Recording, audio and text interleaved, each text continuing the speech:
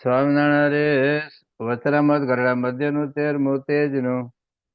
સ્વામિનારાયણ સંવત 1878 શ્રાવણ વદ અમાવાસ્યાના દિવસ સ્વામી શ્રી સહજાનંદજી મહારાજ શ્રી ગરડા મધ્ય દાદા ખાચરના દરબારમાં શ્રી વાસુદેવ નારાયણના મંદિરની ઓસરીએ ચાકડાભાઈ વિરાજમાન હતા ને ધોળો ખેત પહેર્યો હતો તથા ધોળી ચાદર ઓઢી હતી ને મસ્તક ઉપર શ્વેત પાક બાંધી હતી અને પોતાના મુખારવિંદની આગળ મુનિ તથા દેશ દેશના હરિભક્તની સભા ભરાઈને બેઠી હતી. પછી શ્રીજી મહારાજે પોતાના બે ભુજ ઊંચા ઉપાડીને સર્વેને છાના રાખ્યા ને પછી પોતાના મુખારવિંદની આગળ સ્તુતિ કરીને બેઠા. એવા જે સંત તે પ્રત્યે શ્રીજી મહારાજ એમ બોલતા વાજે, હે સંતો, જે મોટેરા મોટેરાઓને વાતમાં સમજતા હોય તે આગળ બેસો. ના એક વાત કરું છું તે સર્વે ચિત્ત જઈને સાંભળજો. અને આજે મારે વાત કરવી છે તે કઈ દંભે કરીને નથી કરવી તથા માને કરીને નથી કરવી તથા પોતાની મોટપ વધારો સારો નથી કરવી. તે તો એમ જાણીએ છીએ જે આ સર્વે સંત તથા હરિભક્ત છે તેમાંથી એ વાત કોઈને સમજાય જાય તો તેના જીવનું અતિ રૂડું થાય તે સારું કરીએ છીએ.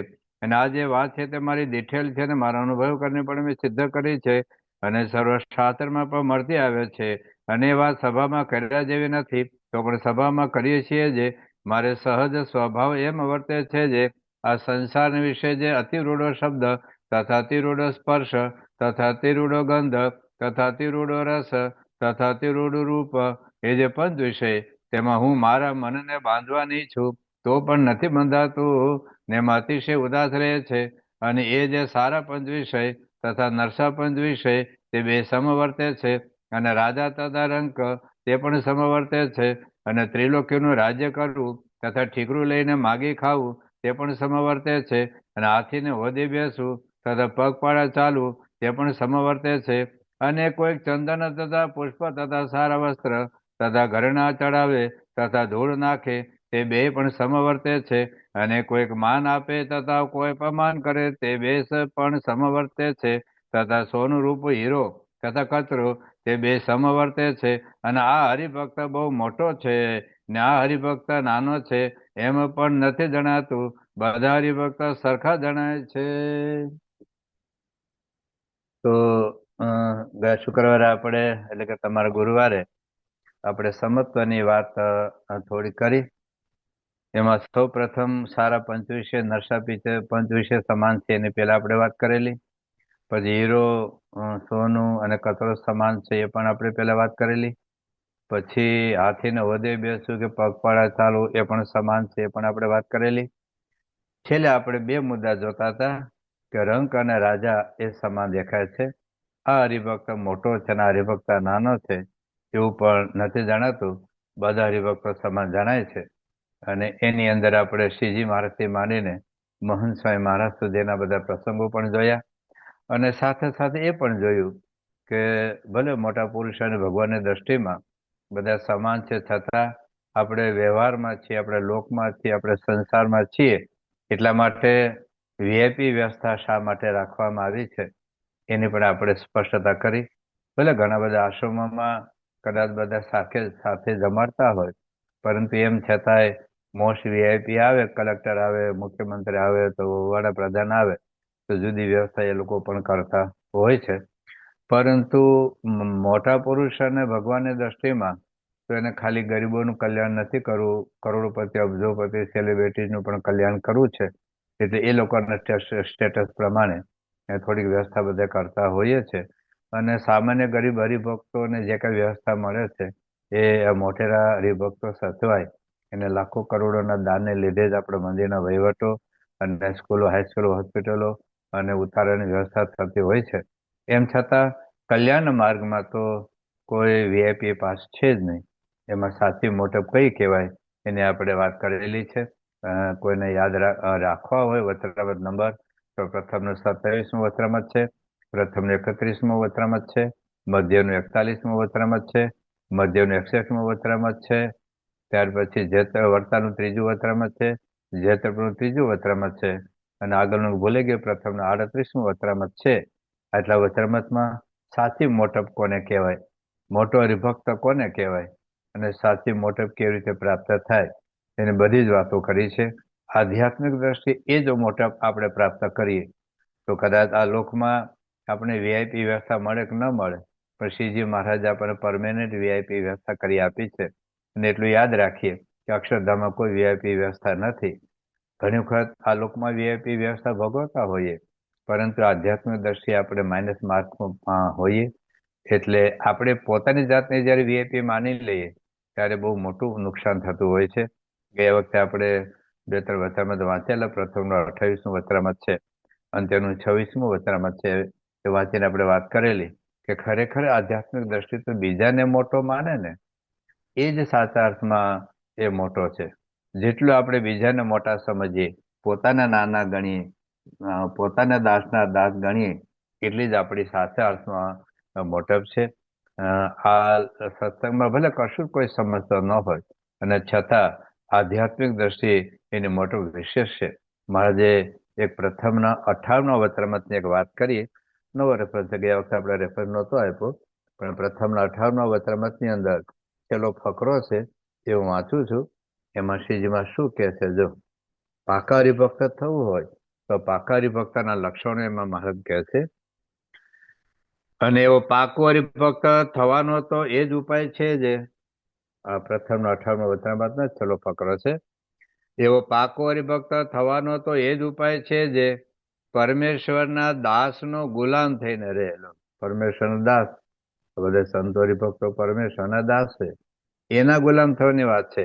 અને એમ જાણે જે એ સર્વે ભક્ત મોટા છે. અને ખાલી ગુણાતીત સત્પુરુષ નથી. ઘણી વખત એવું લાગે કે પરમેશ્વરનો દાસ એટલે મોહન સ્વામી મહારાજ અને એના ગુલામ. એના તો ગુલામ આપણે છીએ જ, પણ હવે મહારાજ આગળનું વાક્ય વાંચો ત્યારે ખરું પડે. અને સર્વે ભક્ત મોટા, સર્વે એટલે કે મોહન સ્વામી એકલા નથી. તો જેટલા સ્વામિનારાયણનું ભજન કરે છે, ખાસ કરીને અક્ષર અને પુરુષોત્તમના બધા સંતો ભક્તો છે, એ સર્વે ભક્ત મોટા છે અને હું તો સર્વેથી ન્યૂન છું. એમ જાણીને હવે સાંભળજો, હરિભક્તનો દાસાનો દાસ થઈને રહેલો. હરિભક્ત એનો દાસ અને એનો દાસ પાછો. હરિભક્ત દાખલા તરીકે જીતુભાઈ હોય કે શિવમભાઈ હોય કે અક્ષરભાઈ હોય, એનો કોઈક દાસ હોય અને એનો દાસ હું થાવ, એવી વાત આવે છે. હવે આમાં ક્યાં વીઆઈપી ની વાત આવી? કે સર્વે ભક્ત મોટા છે અને હું તો સર્વેથી ન્યૂન છું એમ જાણીને હરિભક્તનો દાસાનો દાસ થઈને રહે. આ પાકા હરિભક્ત થવાની મહારાજે ઉપાય બતાવે છે. ખાલી તિલકચારનો બરાબર, પૂજાપાઠ બરાબર, ધર્માદો બરાબર એવું નથી કહેતા કે 10 કરોડનું દાન આપો તો પાકા હરિભક્ત થાવ. 10 કરોડનું દાન આપવું એ ખોટું નથી.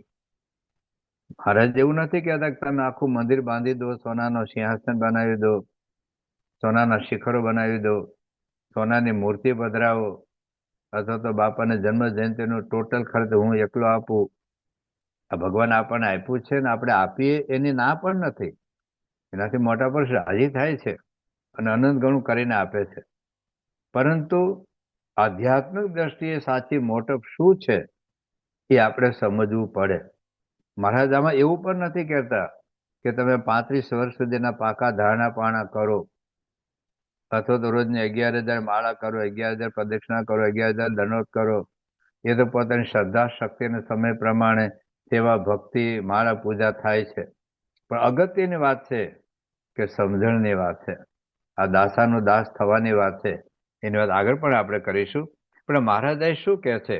એમ જાણીને હરિભક્તનો દાસાનો દાસ થઈને રહે અને એવી રીતે જે વર્તે. હવે આમાં ફાયદો બતાવે છે. બધા જ હરિભક્તો મોટા છે અને હું સૌથી નાનો છું. ભલે મંદિરમાં મોસ્ટ નહીં, very very very most VIP આપણે વ્યવસ્થા ભોગવીએ આપણી સત્તાના સ્ટેટસ પ્રમાણે. એની કોઈ ના નથી, એનો કોઈ નિષેધ પણ નથી. પરંતુ આપણે પોતાને વીઆઈપી માની બેસીએ અને અપેક્ષા રાખીએ તો એ ખોટું છે. પરંતુ પોતે બધા જ હરિભક્તોની ચરણરજ છું. આપણે અંત્યના 26મા વચનામૃતમાં વાત કરી હતી કે બધા મોટા છે ને હું તો એની તુલનામાં અતિશય તુચ્છ છું. આવી એક સમજણ તો લાભ શું થાય છે મહારાજ કહે છે. અને એવી રીતે જે વર્તે તેના સર્વે વિકાર નાશ પામે. એક ઈર્ષા નાશ પામવા માટે પ્રથમનું 4થું વચનામૃત વાંચજો. નારદજીને 7 મન્વંતર એટલે 2 અબજ જેટલા વર્ષ સુધી તપ સાધના કરી તો કામ ટાળો, ક્રોધ ટાળો, લોભ ટાળો, માન ટાળો, ઈર્ષા ટાળવી, અહંકાર ટાળો, રાગદ્વેષ ટાળા, મચ્છર, આ આ બધા ભાવો ટાળવા ને એ ચશ્મા બાજુમાં મૂકવા જેટલું સહેલું નથી. આ અનંત સાધના કરવા છતાં ન ટળે. એ બધા જ હરિભક્તોને મોટા ગાણે પોતાને સૌથી ન્યૂન જાણે. તો હું કહે છે તેના સર્વે વિકાર નાશ પામે છે અને તેને દિવસે દિવસે જ્ઞાન, વૈરાગ્ય, ભક્તિ આદિ જે શુભ ગુણ તે વૃદ્ધિ પામતા જાય છે. તો શ્રીજી મહારાજે સાધનાની બહુ અદભુત વાતો વચરામૃતમાં બધી કરી છે. તો એ આપણે એનું પિક્ચર, એનો મેપ આપણી સમક્ષ હોય તો આપણને ક્યાં કેટલું કરવું ખબર પડે. જેમ આપણે મકાન બાંધતા હોઈએ, મંદિર બનાવતા હોઈએ, સંતોનો ઉતાર, હરિભક્તોનો ઉતાર બનાવતા હોય તો આપણી પાસે આખો મેપ હોય છે. હા, એક માળ બાંધ્યું પણ એકચ્યુઅલી 11 માળનું મકાન છે. તો એક માળે અટકી જાય, બસ મારે તો મકાન બંધાઈ ગયું, હજી બીજો માળ બાકી છે, ત્રીજો માળ બાકી છે. તો નકશો જો એમાં 11 માળ સુધીનું છે અને 11 માળનું સ્ટ્રક્ચર ઊભું થયા પછી પ્લાસ્ટર બાકી છે, લાદી બાકી છે, પ્લમ્બિંગ બાકી છે, ઇલેક્ટ્રિસિટી બધું બાકી છે, ઇન્ટેરિયર ડેકોરેશન બાકી છે, ફર્નિચર બાકી છે. ખાલી સ્ટ્રક્ચર ઊભું થઈ ગયું એટલું પૂરતું નથી. તો આ બધું સાધનામાં શું કરવાનું છે એની વાત મહારાજે પોતાની સ્થિતિ દ્વારા બતાવી. તો શ્રીજી મહારાજ અને ગુણાતીત ગુરુઓમાં આ સમત્વ ભાવ છે.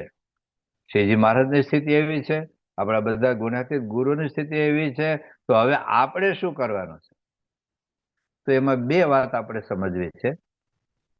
બે વાતમાં એક એ કે અહીંના કરતા ક્યાંક સારી વ્યવસ્થા થાય, કોઈક સારું વધારે માન સન્માન આપે, કોઈક વધારે મોસ્ટ વીઆઈપી ટ્રીટમેન્ટ આપે તો આપણું મન આ ગુણાતીત સત્પુરુષ અક્ષર પુરુષોત્તમ સંસ્થા છોડીને બીજી ક્યાંય આપણું મન પલળવું જોઈએ નહીં. એ હરિભક્તે મને વાત કરેલી કે આપણા મંદિરમાં આવીએ ત્યારે તો આપણને કેટલી વાર લાઈનમાં ઊભા રાખે ને ચિઠ્ઠી માગે ને પછી પરિચય પૂછે, ત્યારે માન ગમે તે ઉતારો આપે. અને અમુક મંદિરમાં જાઓ, સ્વામિનારાયણ જ મંદિર છે, અને સામેથી ફોન કરે કે તમે આવો એમ. અને ત્યાં જાઓ એટલે મોસ્ટ વીઆઈપી રૂમ તૈયાર હોય, એસી રૂમ તૈયાર હોય, જમાડવાનું તૈયાર હોય, મોસ્ટ વીઆઈપી ટ્રીટમેન્ટ હોય. પછી મેં હમણાં મને વાત કરી હતી કે બધું જ બરાબર છે, પણ મહંત સ્વામી મહારાજ છે ત્યાં, ગુણાતીત સત્પુરુષ છે ત્યાં. ભલે સંતો સારા હોય, પવિત્ર હોય, સ્વામિનારાયણનું જ ભજન કરતા હોય, પણ શાસ્ત્રીજી મહારાજ બોલેલા યોગી બાપા માટે અનંત કોટી બ્રહ્માંડમાં આવા સાધુ નથી. અનંત કોટી બ્રહ્માંડની વાત જવા દો, આ બ્રહ્માંડમાં આવા સાધુ નથી. આ બ્રહ્માંડની વાત જવા દો, આ પૃથ્વી પર આવા સાધુ નથી. આખી પૃથ્વી પરની વાત જવા દો, ખાલી એટલું જ પૂછો કે સ્વામિનારાયણ સંપ્રદાયમાં આવા યોગી મહારાજ જેવા સાધુ નથી, તો બીજે ક્યાં જવાનું છે? ક્યાં મોહ પામવાનો છે આપણે? પણ ઘણી વખત આવી સારી સગવડ મળે, સારી સુવિધા મળે. એક હરિભક્ત હતા, અને એક બરોડામાં એક સ્વામિનારાયણ સંપ્રદાયનું એક સ્થાનક છે. એ લોકો અંદરો અંદર સગા સંબંધી દ્વારા એકબીજાને આમંત્રણ આપે કે તમારા મામાને બોલાવજો, તમારા કાકાને બોલાવજો, તમારા સાળાને બોલાવજો, તમારા સસરાને લઈને આવજો. એમ એ રીતે આપણે હરિભક્ત ત્યાં ગયેલા. આપણા હરિભક્તને બહુ મોટી સેવા આપણા મંદિરમાં, પણ એના સંબંધી લીધે ત્યાં ગયેલા અને કંઈક 200-250 બધા ટોપ લેવલના આખા ગુજરાતના ભેગા થયેલા. હવે તો પાછળનો હેતુ શું હોય આપણને ખબર જ હોય. એટલી મોસ્ટ વીઆઈપી ટ્રીટમેન્ટ આપી, એસી હોલની અંદર જમવા બેસાડ્યા. એટલે મુખ્ય ગુરુ છે પોતે આવીને પીરસે, બીજા સંતો એને પીરસતા હોય. આ બધું જોયું અને પાછા મુખવાસ ને આઈસ્ક્રીમ ને ફ્રૂટ ને જે બધું આપ્યું, ઉતારા પર જબરજસ્ત આપ્યા, બધા હરિભક્તોને હાર પહેરાવ્યા. પછી એને આવીને આપણા મંદિરમાં વાત કરી કે તેના ગુરુજી અમને પીરસવા માટે આવતા હતા, સંતો અમને પીરસતા હતા, આટલી ઘરમાં બધી જ વસ્તુ અમને જમાડતા હતા. અહીં તો આપણને કોઈ ભાવે પૂછતું નથી. હવે આખા સંપ્રદાયમાં એક જ મંદિર છે, આપણે 1600 મંદિરો છે. એમના ગુરુની ઉંમર કેટલી, મહંત સ્વામી મહારાજની ઉંમર કેટલી, આપણા સદગુરુ સંતોની ઉંમર કેટલી. અત્યારે મહંત સ્વામી મહારાજ ક્યાં આપણને પોતે જમાડવા આવે? અને કોઈક ને કોઈક મંદિરમાં પ્રશ્ન આપણને થાય જ, પણ આવે વખતે આપણું મન બીજે પલળી જતું હોય છે. જતા રહીએ તો થાય કે એમાં કોઈ નુકસાન નથી બીએપીએસ સંસ્થાન. ત્યારે કે જેટલા ત્યાં સંતો છે તો બધા કંઠી તોડીને ખાલી ભગવા કપડા કાઢી નહીં, કંઠી તોડીને જતા રહે. બધા હરિભક્તો કંઠી તોડીને જતા રહે અને સરકાર આપણા બધા મંદિરો આંચકી લે તો મહંત સ્વામી મહારાજનું એક રૂવાડું ફરકે એમ નથી. હા, એને એટલું દુઃખ થાય કે આ બિચારા બધાએ મોક્ષ બગાડ્યો. અનંત અનંત અનંત જન્મ પછી આવો સત્સંગ મળ્યો.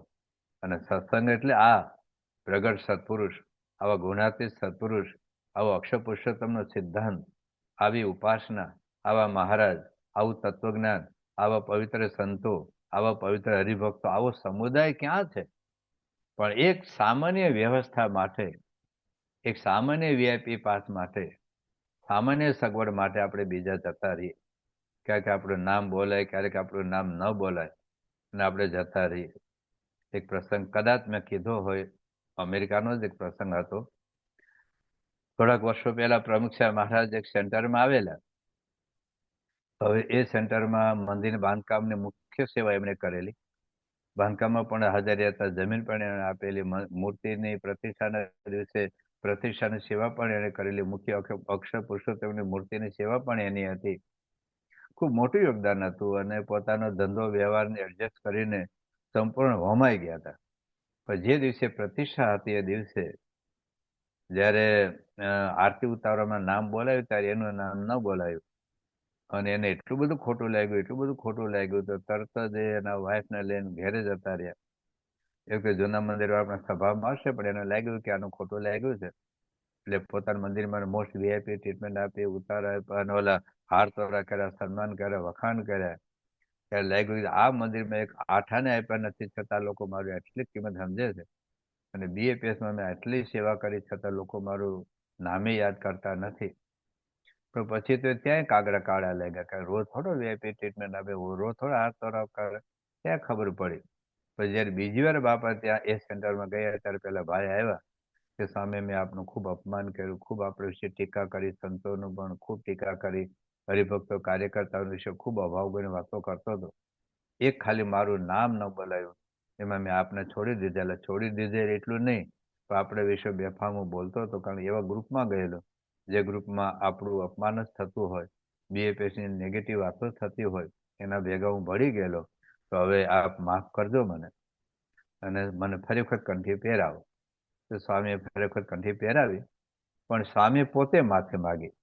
સ્વામી કે અમારા હરિભક્તો કદાચ તમારું નામ ભૂલી ગયા હોય, અમે માફી માગીએ છીએ પણ તમે આવતા રહેજો.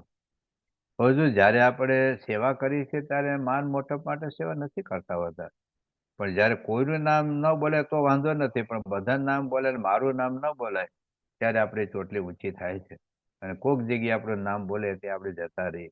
એટલું યાદ રાખીએ કે આપણા મંદિરો એ 5 સ્ટાર હોટેલ નથી. આપણા મંદિરો કોઈ પ્લેન નથી, વિમાન નથી કે જેમાં એર હોસ્ટેસ કે આપણને વારંવાર પૂછપૂછ કર્યા કરે, માન સન્માન હસતા મોઢે આપણે સ્વાગત કરે. આપણા મંદિરો એ સાધના કેન્દ્રો છે. એટલે સાધના કેન્દ્રમાં હકીકતમાં થોડા આવા પ્રશ્નો બને.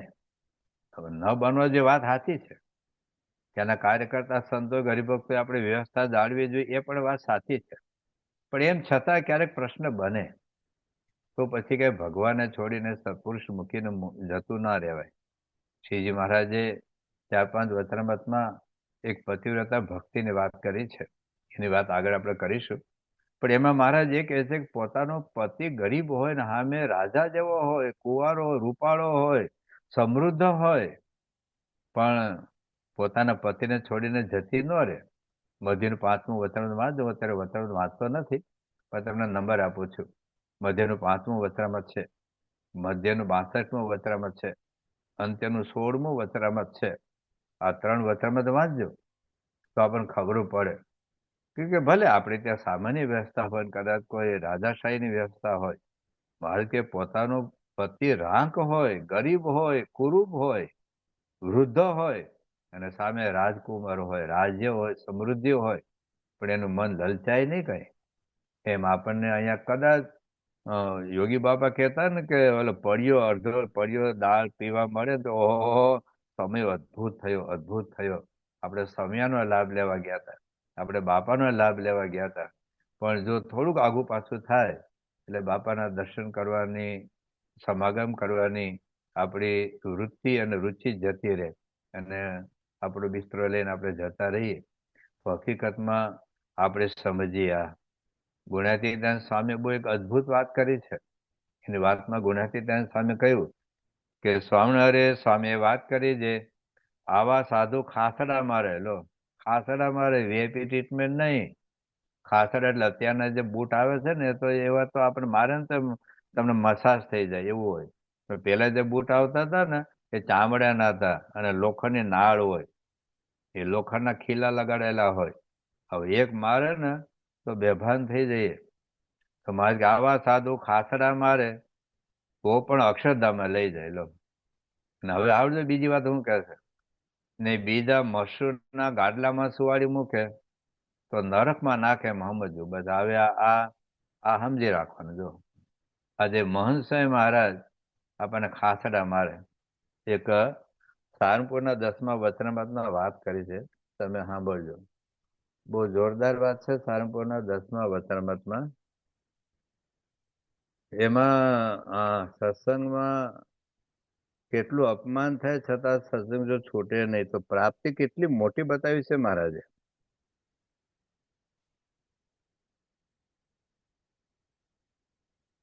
સાંભળજો. એવી સમજણ વાળો જે સંત એ તો કૃતાર્થ છે, અને જેની આવી સમજણ તો આવી શકે નહીં. એટલે પોતે આત્મા છે ને, આત્મામાં સાક્ષાત ભગવાન છે, એવી સમજણ કદાચ ન આવી શકે. ને જો તે સંતના સમાગમમાં પડ્યો રહે, સંતના સમાગમમાં પડ્યો રહે, ને તે સંત નિત્ય 5 ખાસડા મારે, રોજ 5. આ તો હું નો સહન કરી ગયા. નિત્ય 5 ખાસડા એટલે અત્યારના બૂટ ચપ્પલ નહીં, બાટાના આવે છે, જે મારે તો એ મસાજ થઈ જાય. લોકોની નાળ વાળા, ચામડાના ખીલાવાળા બૂટ ચપ્પલ હતા. અત્યારે જે ભરવાડો ખેતરમાં ઘેટા બકરા ચારવા જાય ને, એ પહેરતા હોય છે. તો નિત્ય 5 ખાસડા મારે તો પણ તે અપમાનનું સહન કરે. લો, આમાં ક્યાં માનની આવી વાત આવી, ક્યાં સન્માનની વાત આવી, ક્યાં વીઆઈપી વ્યવસ્થાની વાત આવી? અપમાનનું સહન કરે ને સંતનો સમાગમ મૂકી શકે નહીં. લો, મૂકવો હોય તો મૂકી શકે નહીં. જેમ અફીણનો બંધાણીઓ હોય એ તેને મૂકી શકતો નથી, તેમ એ પણ કોઈ રીતે સંતનો સમાગમ તજી શકે નહીં. તો જેવા પ્રથમ સંત કયા તે સરખો એને પણ જાણો, અને જેવી પ્રાપ્તિ તે સંતને થાય છે, તેવી જ જે સંત સમાગમમાં પડ્યો રહે એને પણ થાય છે. તો આ વાત છાવી વાત લોહેના 17મા વચનામૃતમાં મહારાજે ખાસડા મારવાની જ વાત કરી છે. નહીં તો શું, આજે સ્તુતિ કરતો હોય તો નિંદા કરતો થઈ જાય. સ્તુતિ કરતો હોય પણ નિંદા કરતો થઈ જાય. શ્રીજી મહારાજથી માંડીને આ સુધીના સેંકડો સંતો હરિભક્તોના જીવનમાં પ્રસંગો બન્યા છે. ભગવાન માનતા હોય, ભગવાનની પૂજા કરતા હોય, ભગવાનની સેવા કરતા હોય, ભગવાન ઈષ્ટદેવ માનીને ભક્તિ કરતા હોય, એના મહિમાની વાતો કરતા હોય, કંઈક જીવનમાં પ્રસંગ બને એટલે સંપ્રદાય ખોટો થઈ જાય, સત્પુરુષ ખોટા થઈ જાય, ભગવાન ખોટા થઈ જાય, મોક્ષનો માર્ગ ખોટો થઈ જાય, અને હું જ સાચો છું એવું થઈ જાય છે. એટલા માટે આ સત્સંગની રીત આપણે સમજી રાખવી પડે. મહારાજ ગુણાતીતાન સ્વામી બીજી વાત લખી છે કે આજ તો મહારાજ કહે કે સૌને ભીડામાં લેવા છે, એકાંતિક કરવા છે. અહીંયા છે ને, આ તો ઘડતર છે, કુંભારનો અખાડો છે. માટલા ઘડે, સોનું હોય ત્યાં ટીપે જ, લોખંડ હોય ત્યાં ટીપે જ, મૂર્તિ હોય ત્યાં ટાંકણા મારે જ, કારણ કે મૂર્તિ ઘડવી છે. એ મૂર્તિ પથ્થર હોય એને આરતી ઉતારા કરે, હાર તોરા કરે, સન્માન કરે, એ પથ્થરને એસુરમાં મૂકી રાખે અને એને પૂજા કરે, એની પ્રદક્ષિણા કરે, એને દંડવત કરે, તો એ પથ્થરમાંથી મૂર્તિ ન બને. પથ્થરમાંથી મૂર્તિ તો જ બને જો એ સહન કરે, હથોડા સહન કરે, છીણીના ઘા સહન કરે, ઢાંકણું સહન કરે, તો મૂર્તિ બને. એમ આપણી બીએપીએસ સંસ્થા એ ખાલી 5 સ્ટાર હોટેલ નથી. આપણી ઘડતરની શાળા છે. આપણે જીવ દશામાં જીવીએ છીએ, એમાંથી બ્રાહ્મી સ્થિતિની મૂર્તિ બનાવી છે, બ્રહ્મની મૂર્તિ બનાવીની છે. એટલે કોકને કોક ટાંકરું મારવાના, કોકને કોક હથોડી મારવાના, કોકને કોક આપણું અપમાન કરવાના, ક્યાંક આપણી ઈચ્છા પ્રમાણે નહીં થવાનું. પણ એ વખતે શૂળી ઉપર શયન કરાવે તોય સાધુને સંગે રહેલો. શૂળી ઉપર, મોસ્ટ વીઆઈપી ઉતારામાં નહીં, શૂળી ઉપર શયન કરાવે તોય સાધુને સંગે રહીએ, આવું મુક્તાનંદ સ્વામી કહ્યું છે. એટલે એક વાત આટલી આ છે કે જિંદગીમાં આપણે પોતાની જાતને મહત્વની ના ગણીએ, અને સૌના દાસાના દાસ થઈને રહીએ તો શું થાય કે બીજી ગમે તેટલી આપણને સોનાના બાથરૂમમાં નવડાવે, સોનાના પલંગમાં સુવડાવે, સોનાના થાળમાં રોજના 32 પ્રકારના ભોજન પકવાન મિષ્ટાન જમાડીને 5 થાળ બોલીને આપણને જમાડે, છતાં પણ આ સત્પુરુષ પાસે અઠવાડિયાનો ટાઢો બાજરાનો રોટલો મળતો હોય, રોડ ઉપર સુવારે રહેવું મળતું હોય, ઝાડ નીચે પેડાય રહેવું પડતું હોય, છતાં પણ આ ભગવાન સંતને છોડવાનો મનમાં ક્યારેય વિચાર ન આવે. ભલે પછી આપણે સ્ટેટસ પ્રમાણે આપણે એવું નથી કહેતા કે મંદિરમાં કે ના મારે તો ઝૂંપડામાં જ પડ્યા રહેવું છે, મારે રોડ ઉપર પડ્યા રહેવું છે, મારે તો ગૌશાળામાં જ હોઈ રહેવું છે, મારે તો ખેતરમાં જ હોઈ રહેવું છે. ભલું અમેરિકાથી આવ્યો કે લંડનથી આવ્યો કે ઓસ્ટ્રેલિયાથી આવ્યો કે મુંબઈથી આવ્યો કે દિલ્હીથી આવ્યો, પછી મારે તો ખેતરમાં જ પડ્યા રહેવું, એવો અર્થ નથી. બધી જ આપણી સ્ટેટસ પ્રમાણે, આપણી સ્થિતિ પ્રમાણે આપણને જે વ્યવસ્થા થાય આપણે જરૂર ભોગવીએ, પરંતુ કોઈક વખત ન મળે ત્યારે આપણું મન ઉદાસ ન થાય, તો એ મહારાજ અહીં આપણને કહે છે. બીજી વાત એ છે કે આપણે પણ શ્રીજી મહારાજ અને ગુણાતીત ગુરુઓની જેમ સમત્વ ભાવ આપણે પણ કેળવો પડે. હા, મોટાનું સન્માન કરીએ, મોટાને પગે લાગીએ, મોટાને આપણે ત્યાં મંદિરમાં હોઈએ તો મહારાજની આજ્ઞા પ્રમાણે મોટાની વ્યવસ્થા જરૂર કરીએ, પણ નાનાની ઉપેક્ષા ક્યારે ન કરીએ. ભલે કોઈ ગાડીવાળો આવે કે કોઈ ગાડાવાળો આવે, આ ગાડાવાળાની વ્યવસ્થા એ પ્રમાણે કરીએ, ગાડીવાળાની વ્યવસ્થા એ પ્રમાણે કરીએ, પણ ગાડાવાળો પણ એ ભક્ત છે, ભગવાનનો સત્સંગી છે, અને એના ગળામાં કંઠેર કંઠી ન પણ હોય તો પણ કોઈની ઉપેક્ષા તો આપણાથી થાય જ નહીં. નાના મોટા હરિભક્તો લગર વગર આપણા બહુ જ મોટો વર્ગ આદિવાસી હરિભક્તોનો છે, બહુ જ મોટો વર્ગ ગામડાના હરિભક્તોનો છે. શહેરમાં રહેનાર હવે થોડા શહેરમાં આવતા જાય છે, તો કે ગામડામાં જૂના જમાનો યોગી બાપાના વખતમાં જુઓ, શાસ્ત્રીજીના વખતના હરિભક્તો જુઓ, પ્રમુખસામાના વખતમાં હરિભક્તો જુઓ, કાઠિયાવાડના ગામડાના ચોરણા પહેરતા હોય, કેડિયા પહેરતા હોય, પ્રમુખસામાં રહીને પગે લાગતા હોય, કેમ છે નાનજીયા, તેમ કરીને દેવચર્યાના હરિભક્ત છે, બાપા પગે લાગતા. કેવા કેવા હરિભક્તોના પ્રસંગો આપણે ઘણા બધા આગળ જોઈ ગયા છીએ. તો એ ગુરુની એની રીતે આપણી રે, બીજી રીતે બાદ. એટલે કોઈ પણ મંદિરમાં, કોઈ પણ આપણા મંડળમાં નાનામાં નાનો બાળક હોય, યુવક હોય, કિશોર હોય, ગરીબ હોય, સવંગો હોય, પરદેશનો તો પ્રશ્ન નથી, ભારતમાં તો કારણ પરદેશમાં તો તેવા લોકો બિચારા પહોંચી શકતા જ નથી, પણ ભારતમાં આવા બધા લોકો આવે.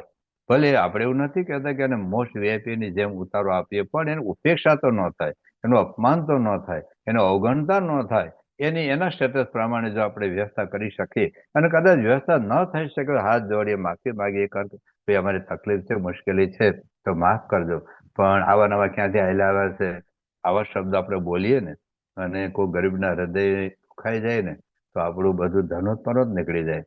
બીજી વાત એ છે કે કદાચ તમે દેશમાં આવો તો ઘણી વખત બધા ભિખારીઓ અથવા તો માગવા વાળા આપણા ઘેરે આવતા હોય, તો ઘેરે પણ આવતા હોય, દુકાને પણ આવતા હોય, અને ભારતમાં તો રોડ ઉપર તમે ગાડી લઈને જતા હો અને ટ્રાફિક લાઈટ આવે અને આપણે ગાડી ઊભી રાખવી પડે, તો ઘણા બધા ભિખારી લોકો ભીખ માગતા હોય છે. તો એમાં કોઈક નાની બાય હોય, પોતે નાનું છોકરું કે નાની દીકરી કાખમાં તેડીને એ ઊભા હોય, ક્યાંક રોડ ઉપર બિચારા પંગ આંધળા, બેરા, લુલા, લંગડા બેઠા હોય. હા, આપણી શ્રદ્ધા હોય તો આપવું, ભગવાને આપણને આપ્યું છે તો આપવું. તું નથી કહેતા કે તમે લાખ રૂપિયા આપો, 50,000 રૂપિયા આપો, 5 રૂપિયા આપો, રૂપિયો આપો. આપણે એમ લાગે આવા તો કેટલા હેલાવે, ચાલો. તમે રોજ કદાચ 1 રૂપિયા આપો તો વર્ષના 365 રૂપિયા થાય. રોજ તો આપણને થતું નથી. કોક વખત ક્યારેક આપણે ત્યાં ઘેર આવે, કોક વખત ગ્રહસ્થોની આ મર્યાદા, ગ્રહસ્થને ત્યાં લોકો માગવા આવે છે ને, કોક ભગવાન એ રૂપિયા માગવા આવી જાય, એ આપણે વિચાર રાખવાનો. કોઈ દિવસ આપણા ઘેરથી ખાલી હાજર ન જોયું. બસ ભગવાન એમાં આપણે ઘેર માગવા આવ્યા છે માનીને, આપણે નથી કે 500 રૂપિયા આપો, 1000 રૂપિયા આપો, 10,000 રૂપિયા આપો, પણ 5 રૂપિયા તો આપી શકાય કે નહીં? ચાલો 1 રૂપિયો તો આપી શકાય કે નહીં? કદાચ આપણને એવું લાગે, કારણ કે એ બિચારાને ઘણા બધા આખી ગેંગ હોય છે, આવા નાના બાળકોને ભીખ મગાવતા હોય છે, કમાતા પેલા લોકો હોય છે, પણ આપણી પાસે જયારે આવ્યો છે, ગરીબ છે, આંખમાં આંસુ છે, ક્યારેક અપંગ છે, એનું અપમાન તો ના કરો. તમારી શ્રદ્ધા ન હોય તો ના આપો. હા, આપણી ગાડીમાં થોડાક સિંગ ચણા રાખી મૂકવાના, થોડાક બિસ્કીટના પાકીટ રાખી મૂકવાના, તો બિસ્કીટનું પાકીટ આપી દે, ચાલો. અને કદાચ કઈ આપણને શ્રદ્ધા ન હોય, વિચાર આ બાજુ ગાડીના આ બાજુ આવે તો આપણે આમ જોઈ જઈએ, આ બાજુ આવો તો આપણે આમ જોઈ દઈએ. આ કેટલું અપમાન. અધ્યાત્મ જ નથી. આ અધ્યાત્મ જ નથી. ખાલી તિલકચાંદનું અધ્યાત્મ નથી, દરેકમાં ભગવાન જો એ પણ અપમાન. હા, ભગવાન જો એટલે આપણે એવું નથી કહેતા કે આપણે મર્સિડીઝ ગાડીમાં બેહાર દો. એનો અર્થ એવો નથી કે આપણે ઘેર જમાડો. એનો અર્થ એવો નથી કે આપણે બેડરૂમમાં સુવા દો. પણ અપમાન એ કોઈનું ન થાય. રાજસુ યજ્ઞની અંદર બધાને જમાડ્યા, પણ એક શોપતને જમાડ્યો નહોતો તો નોળિયો હોનાનો ન થયો. પછી કૃષ્ણ ભગવાન કીધું એક જમવાનું બાકી રહી ગયો છે શોપત, એને જમાડો. અને દ્રૌપદી બધા થાળ કરીને જમાડ્યા, પણ હારે આ ભેગું કરીને ખાતો, આના હારે ખાતા નથી આવડતું, તો નોળિયો સોનાનો ન થયો. પછી કૃષ્ણ ભગવાન એને શુદ્ધ ભાવથી પ્રેમથી જો મને જમાડ્યો એને તો જમાડ. અને ત્યાર પછી રાજસુ યજ્ઞમાં હજારો લોકો જેમાં પણ એક જેમાં નહોતો ત્યાં સુધી નોળિયો સોનાનો ન થયો. શ્રીજી મહારાજ પંચાળામાં બધાને જમાડ્યા, પણ નદીના સામે કાંઠે પેલા લોકો હતા, અત્યારે બધે દેવી પૂજકો કહેવાય, પણ એ લોકો બધા બેઠા હતા. એટલે બધે કહ્યું એને નો જમાડ્યા કે એ નો જમે, એના ધંધા જુદા, મારે ત્યાં જમાડો. મહારાજ પોતે પીરસવા નીકળ્યા, સેલડ બનાવીને જમાડેલા. તો આપણી આ પરંપરા અધ્યાત્મ આ છે. કોઈ આપણી ઊંચી ડિગ્રી, ઊંચી સત્તા, ઊંચા પૈસાનો કોઈ મહત્વ નથી. મહત્વ એ છે કે એનામાં દરેકમાં ભગવાન જોવા.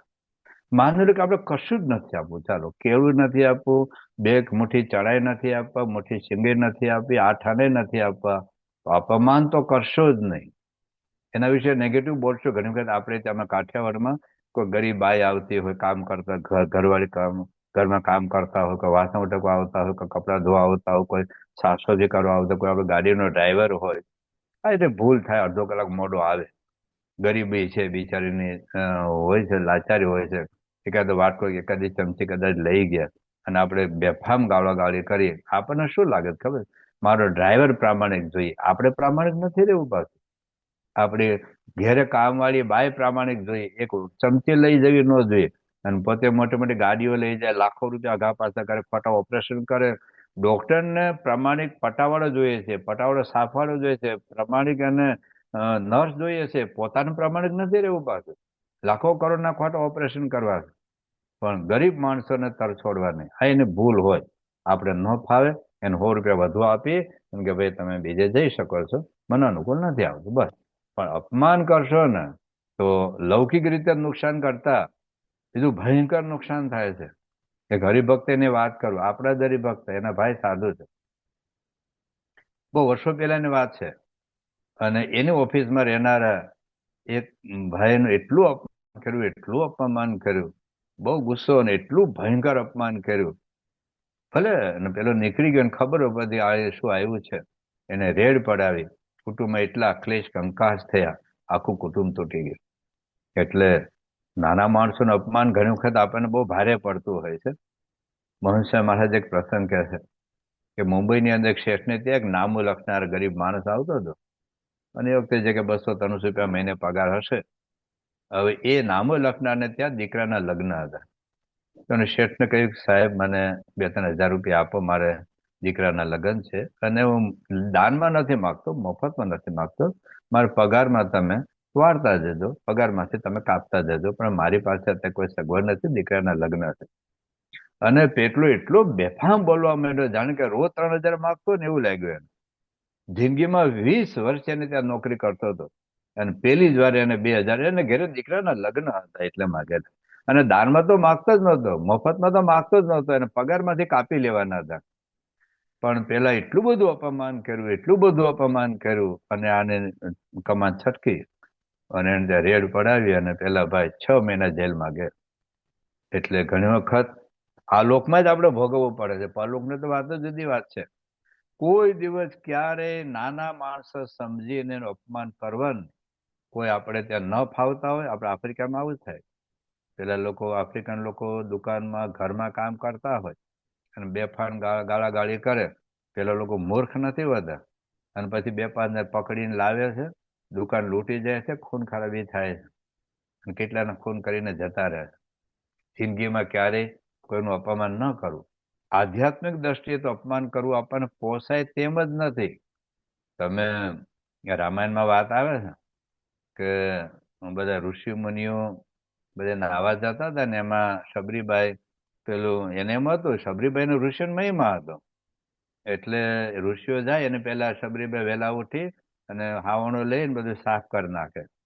હવે એક વખત કઈક ઋષિ મોડા આવ્યા ને એમાં આ બાઈ ને કઈક ધૂળ બૂળ ઉડી હશે જે હોય તે, અથવા તો કઈક સ્પર્શ જગ્યાએ પહેર્યો હશે ને એમાં ઋષિ મુનિ એટલા બધા અપમાન કર્યું આ શબરીબાઈ નું, એટલું બધું ભયંકર અપમાન કર્યું. એને લાગે આદિવાસી છે, આ ભીલ છે, અમને અભડાવ્યા ને આમ છે ને તેમ છે ને. નદીએ નાવા ગયા ને તો આખું નદીનું પાણી લોહી થઈ ગયું. લોહી થઈ ગયેલું, પાણીને બદલે લોહી દેખાય બધા. પછી બધા એને પસ્તાવ થયો, શબરીબાઈને માફી માગી. એટલે ઉત્તમ વર્ણ કોણ જાત કી જીન રોમ રોમ વિકાર, ઉત્તમ વર્ણ કોણ જાત કી જીન રોમ રોમ વિકાર, તુલસી હરિ કી ભક્તિ બેને ચારો વર્ણ ચમા. એટલે આપણે કોઈ ઊંચા વર્ણના હોઈએ, કોઈ કે 6 ગામના 27 ગામના 12 ગામના, અરે કોઈ અધ્યાત્મ માર્ગમાં ગામ બામ છે જ નહીં. ત્યાં જ્ઞાતિ જાતિ કશું છે જ નહીં ભાઈ સાહેબ. અધ્યાત્મ માર્ગ એ આંતરિક સાધનાનો માર્ગ છે. એટલે મહારાજ બહુ અદભુત વાત કરે છે. મધ્યનો 62મું વચનામૃત તમે સાંભળજો. મધ્યના 62માં વચનામૃતમાં આપણી આંખ ઉઘાડી નાખે એવી વાતો કરે છે. એટલે યાદ રાખીએ, ભજન એટલે ખાલી માળા નથી. ભજન એટલે કેટલી પૂજા કરીને, કેટલી પ્રદક્ષિણા કરીને, કેટલા દંડવત કર્યા, કેટલું બધું કર્યું, અને કેટલા કરોડો દાન કર્યું, કેટલા મંદિરો મેદાન, કેટલી કથા કરીને, કેટલા પુસ્તકો લેખન, કેટલા કીર્તનો ગાયા, એ બધું છે. આ લોકની ગણતરી છે. અધ્યાત્મ માર્ગ જુદો છે. શ્રીજી મહારાજ શું કહે છે? પ્રથમનું 62નું વચનામૃત છે, સાંભળજો. પછી એ કોઈ ગરીબ હરિભક્તનો દ્રોહ કરે, ગરીબ હરિભક્ત નો દ્રોહ કરે, તેને કરીને એનું ભૂંડું થાય. શા માટે? જે ભગવાન સર્વમાં અંતર્યામી રૂપે કરીને રહ્યા છે, તે પોતાની ઈચ્છા આવે ત્યાં તેટલી સામર્થ્ય જણાવે છે. માટે તે ભક્તને અપમાન કરીને તે ભગવાનનું અપમાન થાય છે. ત્યારે તે અપમાનના કરનારાનું અતિશય ભૂંડું થઈ જાય છે. જેમ હિરણ્યકશિપુ હતો, તેને ત્રિલોકી પોતાને વશ કરી રાખી હતી, એવો બળવાન હતો, પણ તેણે જો પ્રહલાદજીનો દ્રોહ કર્યો તો ભગવાને સ્તંભમાંથી નૃસિંહ રૂપે પ્રગટ થઈને તે હિરણ્યકશિપુનો નાશ કરી નાખ્યો. એમ વિચારીને ભગવાનના ભક્ત હોય તેને અતિશય ગરીબપણું પકડવું, પણ કોઈનું અપમાન કરવું નહીં. કારણ જે ભગવાન તો ગરીબના હૃદયને અંતરને વિશે પણ વિરાજમાન રહ્યા છે. તે ગરીબના અપમાનના કરનારાનું ભૂંડું કરી નાખે છે. એવું જાણીને કોઈ અલ્પ જીવને પણ દુખવવો નહીં. અને જો અહંકારને વશ થઈને જેને તેને દુખવતો ફરે, તો ગર્વગંજન એવા જે ભગવાન તે અંતર્યામી રૂપે કરીને સર્વમાં વ્યાપક છે, તે ખમી શકે નહીં. પછી ગમે તે દ્વારે પ્રગટ થઈને એ અભિમાની પુરુષના અભિમાનને સારી પેટે નાશ કરે છે. તે માટે તે ભગવાનથી ડરીને જે સાધુ હોય, સાધુની વાત કરી, તેને લેશ માત્ર અભિમાન રાખવું નહીં, અને કીડી જેવા જીવને પણ દુખવો નહીં. એ જ નિર્માની સાધુનો ધર્મ છે. સાધુ એટલે ખાલી ભગવા કપડાને તો વાત તો છે જ. ઘણી વખત તમારા સાધુને એવું લાગે કે મને હરિભક્તને ખખડાવવાનો અધિકાર છે, કાર્યકર્તાને ખખડાવવાનો અધિકાર છે, એટલે તેને ભગવાન મહિમા જ નથી. મહાત્મા છે નિશ્ચય તો શું ન થાય, બધું થાય. પોતે કરી જો ખબર પડે કેટલું થાય છે. પણ હરિભક્તો અને કોઈ કાર્યકર્તાઓ આપણાથી ગભરાય ને ડરતા રહે ને, ત્યાં સુધી મહારાજે અંત્યના વર્તના 11મા વચનામૃતમાં આસુરી ભક્તિ કરી છે. આસુરી, કોઈને ડારો તો દેવો જ નહીં. એ વાત મહારાજે પુરુષોત્તમ બોલ્યા પ્રીતિમાં બોલ્યા છે. કેવું પડે વિનયથી, પ્રેમથી, હાથ જોડીને કહેવાય. પણ જેને તેને ખખડાવ્યા કરીએ ને તો એ કોઈ સાધના નથી. દરેકના પરિસ્થિતિ જુદી હોય છે, સંજોગો જુદા હોય છે. સેવા નથી કરવી એવું નથી, કામ નથી કરવું નથી, ક્યારેક ભૂલી પણ ગયા હોય, પણ એને લીધે આપણે ખખડાવ્યા કરીએ તો એ અધ્યાત્મતાનો એ નાશ થઈ જાય છે. આવી જ વાત મહારાજે પ્રથમના 72મા વચનામૃતમાં વાત કરે છે. પ્રથમના 72માં શ્રીજી મહારાજ ભીષ્મ અને યુધિષ્ઠિરની વાત કરીને પછી મહારાજ એવું કહ્યું છે કે જે ગરીબને કલ્પાવે તેનું કોઈ રીતે રૂડું થાય જ નહીં. લો, ગરીબને કલ્પાવે તેનું કોઈ રીતે રૂડું થાય જ નહીં. એટલે મહાભારતમાં ભીષ્મ પિતાએ પણ રાજીવ યુધિષ્ઠિરને કહ્યું છે જે જો તું ગરીબને કલ્પાવીશ તો તું તારા વંશ સહિત બળીને ભસ્મ થઈ જાય. આ વાત આવે.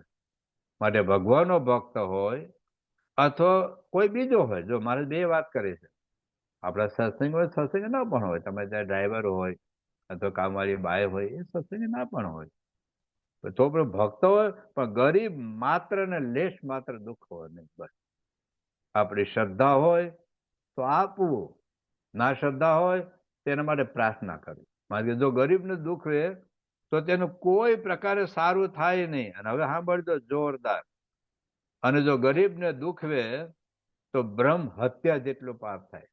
ગરીબ એટલે આપણે તો ગુણાતીત ગુરુ કેવા કેવા ગરીબોનું કેટલું સન્માન કર્યું છે. આપણે ઘણા બધા પ્રસંગો, યોગી બાપાના તો 6 ભાગ છે, પ્રમુખ સાહેબના 13 ભાગ છે. વાંચો તો ખબર પડશે કે એ તો કેટલી ઊંચાઈ ઉપર છે. પણ છતાં કોઈ વ્યક્તિનું એમને, હા, પ્રમુખ છે અપમાન કરનારાનું પણ સ્વામી તો સન્માન જ કર્યું છે. એટલે એટલું યાદ રાખીએ કે આપણે જીવનમાં ક્યારે કોઈ દુખાઈ ન જાય. મેં વાત કરી આપણને કે આખા વર્ષમાં આપણે લગ્નમાં કેટલા ખર્ચા કરીએ, ટુરિઝમમાં કેટલા ખર્ચા કરીએ છીએ. તો આપણા આખા વર્ષમાં માની લો રોજ 5-5 રૂપિયા આપવાના થાય, રોજ આખા વર્ષના કેટલા થાય? 2000 થી વધારે નહીં થાય. તો રોજ તો 5-10 રૂપિયા આપવાનું થતું જ નથી. કોઈક વખત આપણે ત્યાં ઘેર આવે, કોઈક વખતે આપણે ગાડીમાં જતા હોય ને આપણે પેલો ગરીબ બિચારો નાનો છોકરો લઈને ઉભો હોય અને 5 રૂપિયા આપી દઈશું તો ગરીબ નહીં થઈ જાય, પણ એનું સન્માન થશે. અને તિરસ્કારના ભાવનાથી નહીં કે જાને લપ છૂટે અહીંથી, એવા ભાવના જ નહીં, એનું કોઈ ફળ નથી. આપણે ભગવાનને મદદ કરીએ, ભગવાનનો દીકરો છે, ભગવાનની દીકરી છે, બસ. એટલે ભગવાનનો દીકરો, ભગવાનની દીકરી છે, મારો ભાઈ છે, મારી બેન છે, મારી જવાબદારી છે, ભલે એ ગમે તે કરે. હા, કુપાત્રને દાન દેવું એ પણ વાત સાચી છે, પણ છતાં એ બિચારું ગરીબ હોય, કદાચ એવું હોય તો આપણને કઈ ખાવાનું આપવું, અને કઈ ન આપવું હોય, આપણે જો અહીં દાન કરીએ છીએ એટલે કઈ આપણે લાખોપતિ થવા માટે નથી આપતા, એ તો ભગવાન સંત જ છે. પણ કોઈ ગરીબ આપણી પાસે રડતા હોય તો આપણે આપવું. તો એમાં, અને કદાચ ના આપી શકે એના માટે પ્રાર્થના કરવી, ભગવાન તાર સારું કર, ઉપેક્ષા ન કરવી, અવગણના ન કરવી, આ મોઢું ફેરવી ન જવું, તો ભગવાન આપણાથી મોઢું ફેરવી લેશે. એટલે આ વખતે આપણે અપમાન કરશું, આવતે જન્મે આપણે ભિખારી થઈશું અને એ આપણું અપમાન કરશે. આ તો કર્મનો સિદ્ધાંત છે, કર્મની થિયરી છે. કર્મ કોઈને છોડતું નથી. એટલે સામાન્ય વ્યક્તિને પણ આપણે પેલા હર્ષદભાઈ જોશીનો અને છગન હરિજનનો પ્રસંગ પહેલા આપણે કહી ગયા છે. પ્રમુખ સાહેબ મહારાજે કેવું કીધેલું, હર્ષદભાઈ જોશી બ્રાહ્મણ, આપણી હોસ્પિટલના ડાયરેક્ટર, ઓર્થોપેડિક સર્જન, અને છગન તો હરિજન. પ્રમુખ સાહેબ મહારાજ કહે તું સદગુરુ સંતોની જેવી ટ્રીટમેન્ટ કરે છે એવી તું ટ્રીટમેન્ટ કરજે. તારા ઘેરથી રોજ 3 ટાઈમ ગરમ રસોઈનું ટિફિન લાવવાનું અને તારે સામે બેસડીને જમાડવાનું. કઈ દ્રષ્ટિથી પ્રમુખ સાહેબ મહારાજ આ બધું જુએ છે. તો આપણે પણ ભલે અત્યારે આપણે કેજીમાં હોઈએ, પણ આજે હવે બીજા ધોરણમાં આવવું છે, ત્રીજામાં આવવું છે, ચોથામાં આવવું છે, 5મામાં આવવું છે. 10 વર્ષ પછી કંઈક આપણું એના જેવા ગુણો આપણામાં આવે એ આપણે સાધના કરવાની છે. તો અહીંયા આપણે સુધી આપણે જે સમત્વની ભાવના જોઈ. હવે એ સમત્વમાં એક વાત હવે છેલ્લી એ આવે છે, એમાં મહારાજ કહે છે કે કોઈ ચંદન, મહારાજા મધ્યના 13માં એક વાત એ કરી છે, કોઈ ચંદન તથા પુષ્પ તથા સારા વસ્ત્ર તથા ઘરેણા ચડાવે તથા ધૂળ નાખે તે બે પણ સમ વર્તે છે. અને કોઈક માન આપે તથા કોઈ અપમાન કરે તે બે પણ સમ વર્તે છે. બધા સમત્વનું આ છેલ્લું સ્ટેજ છે. આગળ આપણે ઘણી બધી વાત કરી દીધી કે સારા પંથ વિષય, નરસા પંથ વિષય સમ વર્તે છે. સ્ત્રીલોકોનું રાજ કરવું કે ઠીકરું માગીને ખાવું એ પણ સમ વર્તે છે. ત્યાર પછી હાથીના વધે બેસવું કે પગપાળા ચાલવું એ પણ સમ વર્તે છે. હીરો સોનું ને પછી પથરા કે કચરો સમાન લાગે છે, એ પણ વાત કરી કે રાજાના રંગ સમાન લાગે છે. આ હરિભક્ત ના હરિભક્ત નાનો, આ મોટો, એવું નથી, બધા હરિભક્તો સમાન દેખાય છે. આટલી સમત્વની વાત કરી. સમત્વનો છેલ્લી મુદ્દો આ છે કે કોઈ ચંદન તથા પુષ્પ તથા સારા વસ્ત્ર તથા ઘરેણા ચડાવે અથવા કોઈ ધૂળ નાખે તે બે સમવર્તે છે, અને કોઈક માન આપે તથા કોઈ અપમાન કરે તે બે પણ સમવર્તે છે. આગળ આપણે ઘણા બધા પ્રસંગો જોયા, પણ સૌથી વધારે ભયંકર આ પરિસ્થિતિ છે. કોઈક આપણને બાજર રોટલો આપે કે પૂરણ પડે આપે, આપણે ભૂખ લાગી છે ખાઈ લે, ક્યાંક ગાડામાં જવાનું થાય, ક્યાંક મસ્જિદમાં જવું આપણે બહુ વાંધો ન આવે, પણ માન અને અપમાનમાં જે સ્થિરતા રાખવી એ બહુ ગજબની સ્થિતિ છે. કારણ કે મહારાજે મધ્યના 41માં વચનામૃતમાં મુક્તાનંદ સ્વામી પંક્તિ બોલેલા કે કનક તૈજો કામિની તૈજો ધાતુ કે સંગ, પણ તુલસી લઘુ ભોજન કરે જીવે માન કેરક. આ માન અપમાનમાં જે બેલેન્સ રાખવું ને એ બહુ અઘરું છે. પણ શ્રીજી મહારાજ અને ગુણાતીત ગુરુઓની આ સ્થિતિ છે. શ્રીજી મહારાજને આપણે જાણીએ છીએ કે વન વિચર દરમિયાન મોટા મોટા રાજાઓ ભવ્ય સન્માન કર્યું, પોતાના રાજમહેલમાં રાખવા તૈયાર થયા, મોટા મોટા આશ્રમના અધિપતિઓ પોતાનો આશ્રમ આપવા તૈયાર થયા, અને ગુજરાતમાં આવ્યા પછી પણ બહુ જ મોટા મોટા રાજાએ સન્માન કર્યું, પોતાનું રાજ્ય સમર્પિત કરવા માટે કુશળ કુંવરબાઈ વગેરે તૈયાર થયા. તો આટલું બધું સન્માન, અને વધારે તો સન્માન 3000 પરમહંસો જેને ભગવાન માને, એ કેટલું મોટું સન્માન. આપણો દીકરો આપણને પગે લાગતો નથી, આપણી દીકરી આપણને પગે લાગતી નથી, જયારે 3000 હરિભક્તો સંતો મહારાજને ઈષ્ટદેવ માનીને 21 વર્ષ ઉંમરે જેને ભગવાન તરીકે સ્વીકારી લીધા હોય, એ કેટલું મોટું સન્માન કહેવાય. અને 20 લાખ સત્સંગીઓ જેમને ભગવાન માનતા હોય. મહારાજના જે કવિ પરમહંસો હતા, કુલ 50,000 જેટલા પદો લખ્યા હશે. પ્રેમાનંદ સ્વામી 14,000 પદો લખ્યા છે. બ્રહ્માનંદ સ્વામી લગભગ 10,000 પદો લખ્યા છે. મુક્તાનંદ સ્વામી લગભગ 8,000 પદો લખ્યા છે. ભગવાન સ્વામિનારાયણની હાજરીમાં એના સામે બેઠીને એના નેણ ઉપર કીર્તનો, નાસિકા ઉપર, હોઠ ઉપર, દાંત ઉપર, તલ ઉપર, તિલ ઉપર, કાન ઉપર, છોગલા ઉપર, પાગ ઉપર, હારદ્વારા ઉપર કીર્તનો બનાવે. મારે જમવા જાય કીર્તન બનાવે, નાવા જાય કીર્તન બનાવે, તીરસવા નીકળે કીર્તન બનાવે, માણકી ઘોડીએ ચડીને કીર્તન બનાવે, સમય ઉત્સવ કરીને કીર્તન બનાવે. કેટલો મહાત્મ પ્રત્યેનો આ પૂજ્ય ભાવ હશે, આ કેટલું મોટું સન્માન. અને મહારાજ કરતા 20, 22, 23 વર્ષે મોટા હતા. મુક્તાનંદ સ્વામી, ભાયતમાન સ્વામી, ભાઈ રામદાસ ને બધા મોટી ઉંમરના હતા, અને એ સ્વામિનારાયણ ભગવાન તરીકે માને. કેટલું મોટું સન્માન કહેવાય. કોઈ આપણા નામનું ભજન કરે, ચાલો, તમારો દીકરો તમારા નામનું ભજન નહીં કરે, આપણી દીકરી આપણા નામનું ભજન નહીં કરે. 21 વર્ષના યુવાને સ્વામિનારાયણ નામે ભજન કરે, ભક્તિ કરે, અને કેટલું લોકો સમર્પણ કરી દે. આટલું મોટું સન્માન 20 લાખ લોકો જેને ભગવાન તરીકે માનતા હતા, અને કેટલા કઠણ સંજોગોમાં કેટલા પરમહંસોને મારી નાખ્યા છે, અને ગરમ ચીપિયાથી આમ તાબડે ઉખેડી નાખીએ છે, છતાં લોકો સ્વામિનારાયણને છોડ્યા નથી. આટલા પ્રલોભન વચ્ચે પણ બ્રહ્માનંદ મહારાજ એક વેત કંતા નહોતા આપતા, અને બીજી બાજુ આખું ગાયકવાડ સરકારને રાજકવિ, 25 ગામની આવક, હાથી ઘોડા પાલકી સેવક બધું આપતા હતા, પણ છતાં મહારાજને છોડીને ગયા નથી. આ બાજુ નાકાન કાપવા માટે પેલો બાવો ચપાની ધાર કાઢતો હતો, અને છતાં શ્રીજી મહારાજ ભગવાન તરીકે માનીને એની ભક્તિ કરતા હોય. આ કેટલું મોટું સન્માન એની હયાતીમાં હતું. આટલું સન્માન હતું, પણ છતાં મહારાજ એનાથી ફૂલાઈ નહોતા ગયા. અને બીજું બધું અપમાન કેવું આપણે જાણીશું. અમદાવાદના પેશવા મહારાજે મારી નાખવાનું આખું ષડયંત્ર કર્યું. સન્માન પેલા કર્યું, અને નીચે કડકડતે તેલનો કઢાઈ ઉપર એક આસન રાખ્યો. મહારાજ એના પર બેસવાનું કહ્યું. મહારાજે સોટી મારી અને સીધું પડ્યું નીચે, અને પછી તો એને અપમાન કર્યું કે હવે જિંદગી અમે છે ત્યાં સુધી અમદાવાદનો પગ મૂકશો નહીં.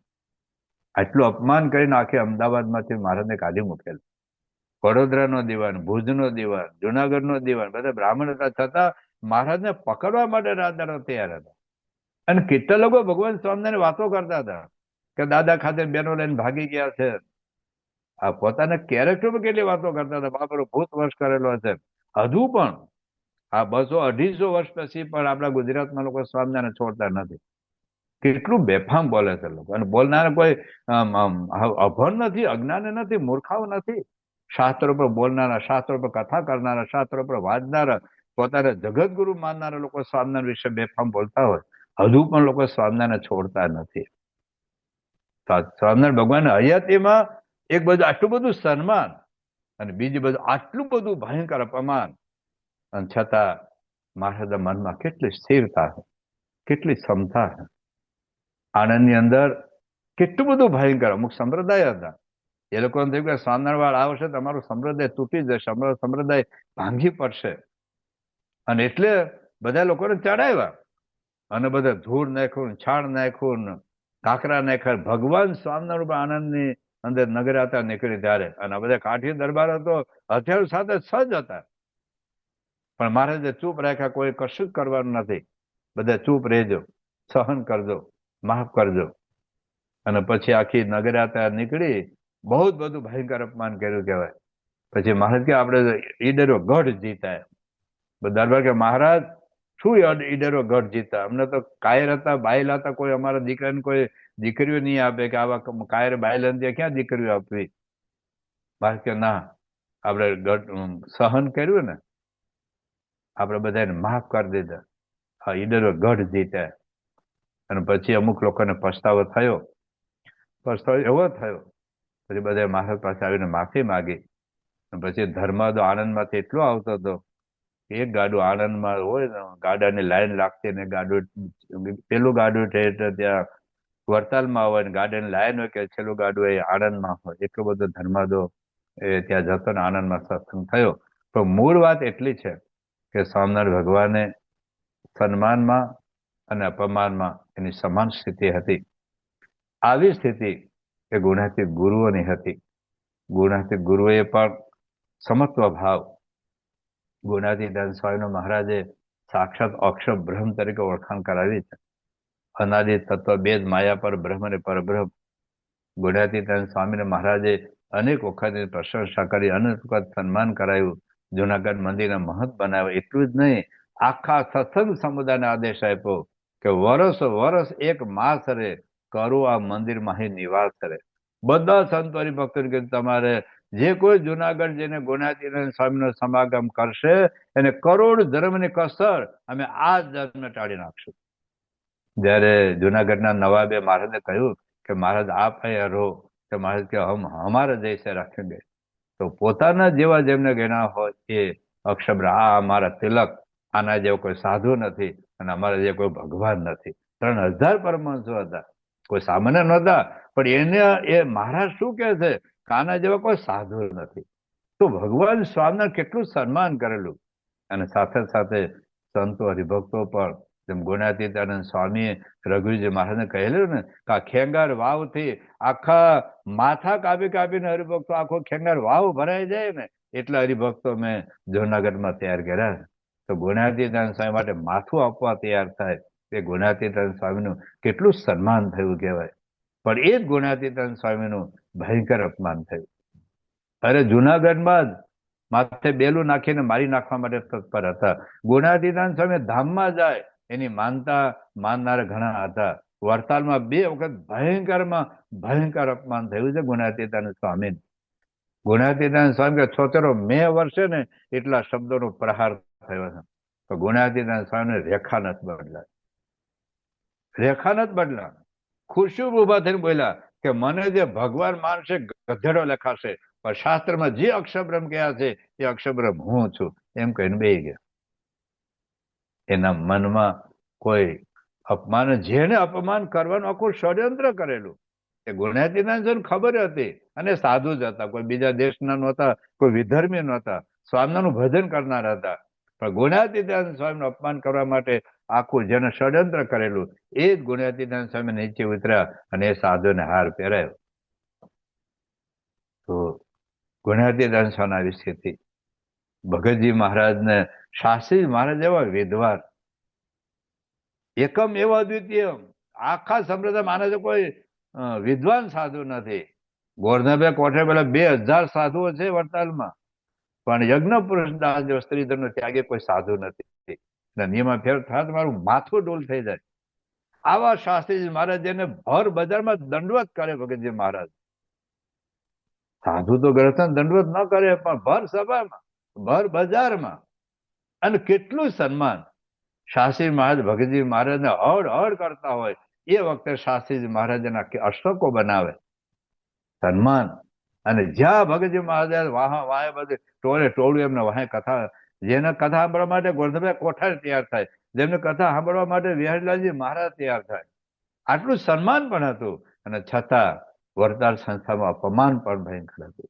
એને ઝેર આપીને વિમુખ પણ કરેલો, અને મંદિરમાં પહેવા ન દે. અને ભગતજી મહારાજ રોડ ને કાંઠે બેહી રહે કે રોડ ક્યાં તારા બાપનો છે, ત્યાં બેસીને કે જો પેલા સભા મંડપમાં જાય છે ગુણાતીતાનંદ સ્વામી અક્ષરબ્રહ્મ છે, એને ઓળખો. તો એક બાજુ આટલું અપમાન થતું હોય, બીજી બાજુ આટલું સન્માન થતું હોય, છતાં ભગતજી મહારાજને રેખા બદલાવાની નથી મુખ ઉપર. એવી રીતે શાસ્ત્રીજી મહારાજનું સન્માન જબરજસ્ત.